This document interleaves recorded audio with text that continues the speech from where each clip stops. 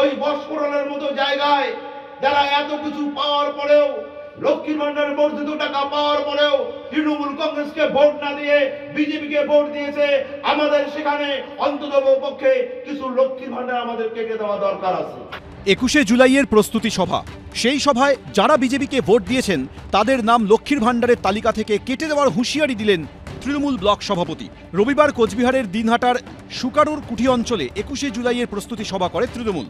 সেখানেই এই হুঁশিয়ারি দেন দিনহাটা 2 নম্বর ব্লকের তৃণমূল সভাপতি দীপক ভট্টাচার্য।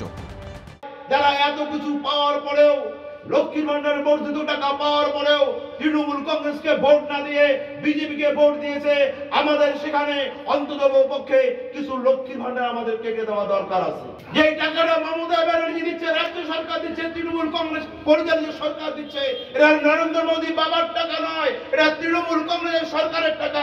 এই টাকাটা আপনাদের দিচ্ছি, এটা আমাদের বুঝিয়ে দিতে হবে। প্রত্যেকটা অঞ্চলে অঞ্চলে অন্তত পক্ষে মানুষকে একটু জানানো দরকার। লোকসভা ভোটের ফলাফলে সুকারুর কুঠি গ্রাম পঞ্চায়েতের অন্তর্গত সীমান্তবর্তী এলাকা বস্ফোটালে পিছিয়ে রয়েছে তৃণমূল। এই প্রেক্ষাপটে সুকারুর কুঠিতে 21শে জুলাইয়ের প্রস্তুতি সভায় তৃণমূল নেতার হুঁশিয়ারি নিয়ে শুরু হয়েছে বিতর্ক।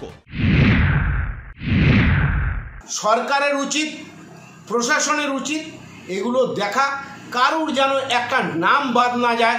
একটা কেউ যদি সে বিজেপির হোক, তৃণমূলের হোক, কংগ্রেসের হোক, সিপিআইএমের হোক, যাদের পাওয়ার কথা তারা যেন বাদ না পারে। যদি বাদ পড়ে আমরা বৃহত্তর আন্দোলনে নামবো এবং কিভাবে এর মোকাবেলা করতে হয় সেটাও আমরা দেখাবো।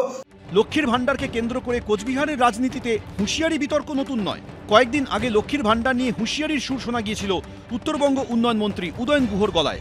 প্রত্যেকের একটা কথা যে আমরা দিদির কাছে আবেদন করব যে লক্ষ্মীর ভান্ডারের ব্যাপারে আমাদের হাতে, অর্থাৎ জনপ্রতিনিধিদের হাতে কিছুমাত্র ক্ষমতা দেওয়া হোক, যাতে আমরা দেশে অন্তত পক্ষে এটা বাঁচতে পারি যে কার লক্ষ্মীর ভান্ডারের প্রয়োজন আছে, কে লক্ষ্মীর ভান্ডার নিয়ে এই কথা বলেন যে কার বাবার টাকা দিন, তাদের একবার দেখিয়ে দিতে চাই কার বাবার টাকা দিতে চাই।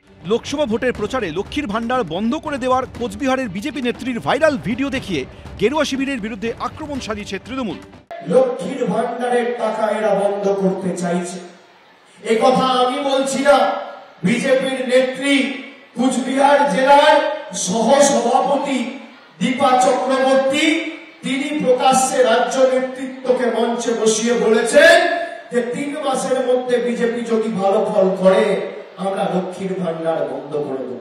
রাজনৈতিক বিশেষজ্ঞদের একাংশ দাবি করেন, গত লোকসভা ভোটে তৃণমূলকে ডিভিডেন্ড দিয়েছে লক্ষ্মীর ভান্ডারের মতো জনমুখী প্রকল্প। বিজেপির থেকে কোচবিহার কেন্দ্রটিও ছিনিয়ে নিয়েছে তৃণমূল। এবার সেখানকার তৃণমূল নেতার মুখেই শোনা গেল লক্ষ্মীর ভান্ডার নিয়ে হুঁশিয়ারি। শুভেন্দু ভট্টাচার্য, এবিপি আনন্দ, কোচবিহার।